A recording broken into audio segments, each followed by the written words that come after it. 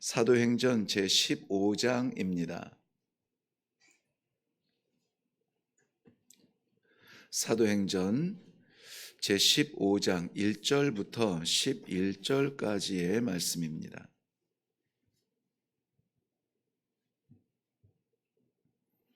찾으셨으면 우리 한 목소리로 읽습니다. 1절부터 읽습니다. 시작. 어떤 사람들이 유대로부터 내려와서 형제들을 가르치되 너희가 모세의 법대로 할례를 받지 아니하면 능히 구원을 받지 못하리라 하니 바울 및 바나바와 그들 사이에 적지 아니한 다툼과 변론이 일어난지라. 형제들이 이 문제에 대하여 바울과 바나바와 및 그 중에 몇 사람을 예루살렘에 있는 사도와 장로들에게 보내기로 작정하니라. 그들이 교회에 전송을 받고 베니게와 사마리아로 다니며 이방인들이 주께 돌아온 일을 말하여 형제들을 다 크게 기쁘게 하더라. 예루살렘에 이르러 교회와 사도와 장로들에게 영접을 받고 하나님이 자기들과 함께 계셔 행하신 모든 일을 말하며 바리새파 중에 어떤 믿는 사람들이 일어나 말하되 이방인에게 할례를 행하고 모세의 율법을 지키라 명하는 것이 마땅하다 하니라. 사도와 장로들이 이 일을 의논하러 모여 많은 변론이 있은 후에 베드로가 일어나 말하되 형제들아 너희도 알거니와 하나님이 이방인들로 내 입에서 복음의 말씀을 들어 믿게 하시려고 오래전부터 너희 가운데서 나를 택하시고 또 마음을 아시는 하나님이 우리에게와 같이 그들에게도 성령을 주어 증언하시고 믿음으로 그들의 마음을 깨끗이 하사 그들이나 우리나 차별하지 아니하셨느니라. 그런데 지금 너희가 어찌하여 하나님을 시험하여 우리 조상과 우리도 능히 매지 못하던 멍에를 제자들의 목에 두려느냐. 그러나 우리는 그들이 우리와 동일하게 주 예수의 은혜로 구원 받는 줄을 믿노라 하니라. 아멘. 아멘. 우리 말씀을 대하기 전에 먼저 기도하겠습니다. 비가 쏟아지는 이 새벽에도 이 제단을 향하여서 이렇게 달려올 수 있었던 것, 그 이유, 우리를 위하여 십자가 지신 예수 그리스도, 죄인된 우리를 사랑하사 변하지 않는 사랑으로 우리를 품어주신 우리 하나님, 내 육신의 피곤함보다 영적 갈망을 채우기 위한 성령의 운행하심, 우리의 무엇이 아니라 하나님의 은혜의 인도하심인 줄로 믿고 감사를 드립니다. 달려온 주의 백성들에게 말씀의 은혜를 부어주시며 기도의 응답을 얻게 하시며 확신 가운데 나아가서 오늘도 쏟아지는 비처럼 이 세상을 은혜로 복음으로 적셔내는 하나님의 귀한 백성들이 되게 하여 주시옵소서. 부족한 종의 입술을 주관하여 주시사 아버지 친히 말씀하여 주실 줄로 믿사옵고 예수님의 이름으로 기도하옵나이다. 아멘. 네, 오늘 우리가 함께 읽은 본문 말씀은 교회사에 이것이 일단 나타난 시간은 초대교회지만 초대교회 이후에 오늘날까지 우리 이 기독교 역사에 정말 굉장한 엄청난 터닝 포인트가 나타나고 결정이 되어지는 그런 아주 중요한 그러한 순간의 현장을 우리가 말씀 가운데 함께 보았습니다. 주제는 이것이었습니다. 구원은 어떻게 이루어지는가? 나는 어떻게 구원을 받았는가 하는 것입니다. 어, 예수를 믿는 사람들, 특별히 이 신앙생활을 하는 성도들 가운데 구원에 대하여서 의심하는 사람은 많지 않습니다. 나는 확실히 예수 그리스도의 십자가 그 구원의 은혜로 말미암아 구원을 받았습니다 하는 이것이 우리에게 유일하고도 확실한 이 믿음의 힘이 되는 줄로 믿습니다. 그러나 여전히 내가 구원을 받았는가, 이것이 확실하지 않으면 그의 신앙생활도 역시 확실하지 않은 신앙생활을 하게 됩니다. 세상과 이 성도의 삶의 그 중간쯤에서 편리한 쪽으로 다니면서 줄다리기를 하는 굉장히 피곤한 신앙생활을 하게 되죠. 없으면 불편하고 있으면 만족하는 그러한 육신의 삶을 벗어나지 못합니다. 그래서 그렇다면은 우리가 어떻게 성도다운 성도, 하나님의 백성의 삶을 살 수 있는가? 너무나 당연합니다. 이 구원의 문제가 확실하게 우리의 신앙을 붙잡아 주어야 됩니다. 오늘은 바로 그 문제를 이야기하고 있습니다. 오늘 어떤 좀 논쟁이 있는 것 같은데요. 이것은 어떤 교리적이거나 신학적인 논쟁은 아닙니다. 이것은 믿음의 본질, 즉 복음의 본질에 대하여서 말하고 있습니다. 이 본질이라고 하는 것은 반석과 같은 거죠. 건물의 기초와 같은 것입니다. 아무리 화려한 외관의 건물을 지을지라도 집안이 약한 땅 위에 그냥 지을 수는 없습니다. 기초를 마무리하게 되면요, 그 땅을 파고 평평하게 만든 다음에 기초를 마무리하고 그게 굳어지면은 이렇게 말합니다. 절반은 했다. 이렇게 말을 하죠. 그래서 이 신앙의 기초이고 복음의 본질인 구원의 문제에 관하여서 오늘 우리가 다시 한번 이 기초적인 문제를 다룰 때에 이것이 나의 믿음인가? 내 안에 있는 복음인가 하는 것을 다시 한번 확인하시고 확신하시고 그리고 이 확실한 복음으로 내려갈 수 있기를 먼저 주님의 이름으로 축복합니다. 네, 이것이 단지 초대교회에 혼란스러웠던 전통과 복음이 충돌할 때 나타났던 현상에서 끝나지는 않습니다. 지금도 우리의 전통 가운데에서 때로는 개인적 전통이죠. 개인적 고집과 개인적 전통이 복음을 만났을 때 충분히 나타날 수 있는 그러한 현상입니다.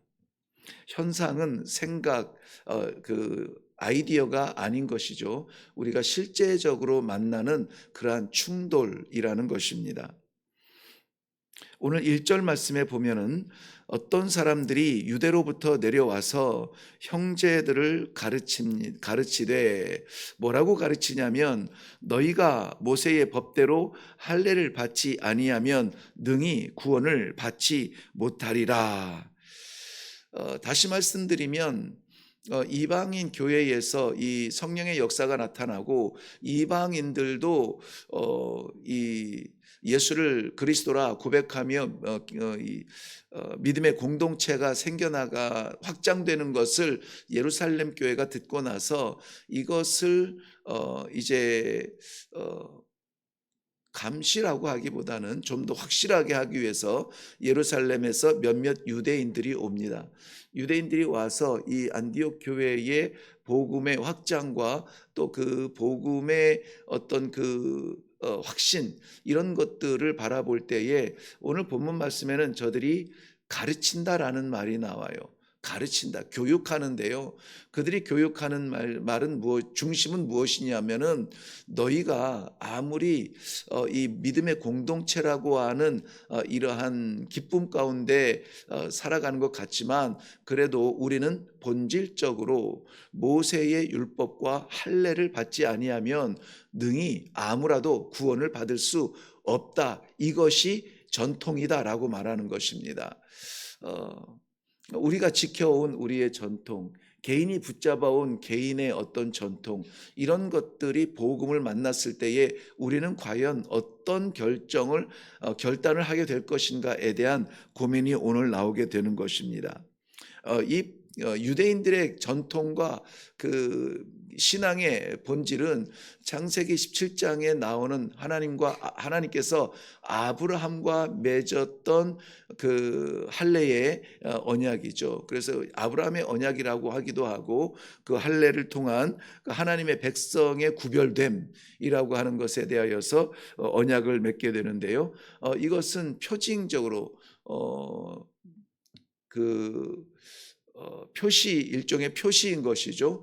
그래서 우리는 구별됐음, 우리는 구별되었다. 우리의 시작은 하나님이고 우리의 삶은 하나님께서 인도하시고 하나님께서 역사하시고 하나님이 우리를 붙들어 주신다라고 하는 어떤 그 약속의 표시로 그들이 그렇게 해왔던 것입니다. 그래서 구약에서도 보면은 유대인, 히브리 민족뿐만이 아니라 이방인들 가운데에서도 야 너희가 믿는 하나님 우리로 믿을래라고 하는 그 개종한 이방인들도 있거든요. 하나님께서 이스라엘 백성들을 출애굽할 때에 이스라엘 백성들뿐만이 아니라 그들 속에 섞여 사는 잡족들, 그러니까 다양한 민족들이 이 이스라엘 백성들과 함께 출애굽했던 사실을 우리는 잘 알고 있습니다. 그들이 함께 나올 수 있었던 것은 그 기적의 현장들이라든지 그 저주의 그리고 회복해 하시는 그러한 현장들을 보면서 이 히브리 민족들이 붙들고 있던 하나님 여호와 신앙, 야훼 신앙에 대하여서 함께 걷기를 원하는 그러한 개종자들이었던 것입니다. 근데 오늘 이 교회 안에 문제가 바로 그 동일한 문제가 나타난 것이죠. 많은 사람들이 이방인들이 예수를 그리스도라 고백하는 것을 저들은 이해할 수 없었고 더군다나 그 안에 성령의 역사가 나타나는 현장을 저들은 받아들일 수가 없었던 것입니다. 그래서 결국 이것으로 인하여서 논쟁이 일어나고 이것은 이제 변증하고 반박하고 이러한 것들이 이제 계속 굽히지 않은 포기할 수 없는 그러한 그 충돌이 되겠죠. 유대인들에게서는 도저히 말이 안 돼. 할례 없이 어떻게 하나님의 백성이 돼? 라고 하는 목숨처럼 지켜온 이 모세 율법과 할례의 전통을 고집하는 것이고 그리고 이 바울과 바나바는 이제 1차 선교 여정을 마치고 나서 그 자기네들이 눈으로 본 바요 정말 발길 닿는 곳마다 나타났던 하나님의 성령의 역사를 보고 회개하며 돌아오며 성령의 역사로 말미암아 병자들이 고쳐지고 하나님의 말씀이 선포되어질 때 통곡하며 회개하며 돌아서는 것을 저들이 눈으로 보고 돌아와서 보고를 한 것이었거든요. 그러니까는 이러한 실체적인 경험적 신앙을 나누는 이것은 아니라고 말할 수가 없는 거예요. 아니라고 말할 수가 없습니다. 그래서 이 신앙생활도 역시 체험적 신앙, 내게 말씀하시는 하나님의 분명한 말씀, 나를 인도하시는 하나님의 은혜, 이러한 체험적 신앙이 정말 우리를 굳게 만듭니다. 이념적, 교육적, 어떤 지식적 그러한 성경 지식이 우리를 든든하고 단단하게 만들지 못합니다. 그러므로 말미암아 우리가 흔들리지 아니하고 표류하지 아니하려면은 오직 예수 그리스도만 열어줄 수 있는 하늘에 대한 우리의 소망의 닻을 반드시 십자가에 매달아야 되는 것입니다. 십자가를 말하지 아니하는 성도는 그 신앙의 능력을 맛볼 수가 없습니다. 그게 유일하고 그것이 전부인 신앙생활 가운데 우리가 그 믿음이 없다면 도대체 우리의 믿음은 어디에서 생겨난 것일까요? 믿는다고 그렇게 스스로가 확신하는 가운데 정말 믿음의 삶을 살지 못하는 불안한 그러한 삶의 여정이 계속될 것입니다. 결국은 저들은 결론을 보지 못하고 그러면 우리는 더 이상 할 게 없다. 너희가 직접 예루살렘에 가서 예루살렘에서 그 사도들과 제자들과 장로들에게 그들을 이해시키고 인정을 받아라. 그래야면은 우리는 어찌할 수 없다 하고 이들을 예루살렘에 보냅니다. 이것이 교회사에 있었던 이제 오늘 저희는 이제 노회를 모이는데요. 대한예수교 장로회 총회 안에 노회들이 있는데 저희 교회가 속한 노회가 오늘 열리게 됩니다. 이런 교회 그 공동체 가운데에서 이러한 의회가 열리는 것은 굉장히 소중한 거예요. 가서 뭐 딱히 뭐 결론 나는 것도 없는 것 같고 딱히 뭐 유익이 없는 것 같은데 또 가서 출석하고 가서 노예 돌아가는 이야기 듣고 결정된 이야기하고 또 우리 교회의 형편, 우리 시차로의 형편 이런 것들을 나누고 그러고 오는 거예요. 그럼에도 불구하고 교회 외에 다른 일에 좀 시간을 보내는 것에 대한 뭐 긴장감이 없지 않지만은 이런 것은 어떠한 그 책임 그런 차원에서 참석을 하게 되는데요. 이런 교회가 무엇인가를 결정할 수 있는 공의회, 의 가장 첫 번째 공의회가 언제냐? 바로 요번에 모이는 예루살렘 공의회가 되는 것입니다. 그래서 이 문제로 말미암아 구원은 어떻게 얻는 것이냐라고 하는 이 본질적인 문제 때문에 예루살렘의 공의회가 열립니다. 그런데 이들이 바울과 바나바가 예루살렘 교회로 이제 몇 형제들과 함께 내려가는데요. 안디옥과 이 예루살렘의 거리가 있는데 오늘 그 중간에도 이들은 그냥 안디옥에서 예루살렘으로 회의를 참석하러 갔다가 아니라 그 중간 그 여정을 말하고 있습니다. 그 여정을 어떻게 표현하냐면은 베니게와 사마리아 지방을 두루 다니며 저들이 복음을 전하면서 예루살렘으로 가고 있는 거예요. 이 지역들이 어디냐면은 지중해와 이스라엘을 그 접한 해변 지역을 쭉 내려가면서 우리가 잘 아는 시돈, 두로 뭐 이쪽으로 내려가면서 사마리아를 지나서 예루살렘으로 내려가는 그러한 긴 여정인데요. 내려가면서도 저들은 그거 다 이방인의 땅이거든요. 이방인의 점령지고 그런 곳에서 계속해서 이 복음을 포기하지 아니하고 사람들은 의회에서는 결론 나지 않았다 할지라도 하나님께서 주시는 확실한 이 신앙을 가지고 저들은 그것을 증거하는 것을 멈출 수가 없었던 것입니다. 그렇게 해서 결국은 예루살렘에 가서 이제 공의회를 참석하게 되죠. 그 공의회에서도 여러 가지 역시 논쟁이 일어납니다. 안 된다. 할례와 모세의 율법이 우리의 전통인데 이것 없이 구원을 말한다는 것 자체가 안 된다. 그리고 이것으로 이제 계속 논쟁을 하던 중에 보면은 바리새파 중에서 예수를 영접한 사람들도 있는데요. 그들도 역시 이런 결론을 내리죠. 바리새파 중에서 주를 영접한 사람들, 이건 굉장한 큰 변화 아닙니까? 바리새파 하면은 예수를 십자가에 못 박기 위해서 대제사장들과 서기관들과 더불어서 이 사탄의 자식들처럼 이 취급을 받으면서 완전히 십자가 저편에서 못 박았던 그러한 사람들이에요.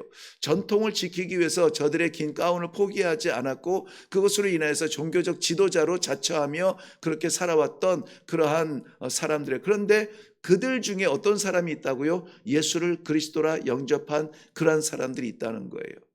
즉 세상 가운데에서 삶의 목적이 변하고 의미가 변하고 방향이 변해서 내가 모태신앙 어렸을 때부터 이 신앙한 사람들도 있고 뭐 대학생 때 예수를 영접한 사람도 있고 또 얼마 전에 전도를 받고 예수를 영접한 사람도 있고 다양한 사람들이 인생을 살다가 예수 그리스도를 영접하고 영생의 길이 열린 십자가를 바라보며 살겠다고 기독교의 신앙을 시작한 사람들이 있단 말이에요. 어디에? 우리 가운데도 있어요. 그런데 그들도 역시 뭐합니까? 전통을 포기하지 못합니다.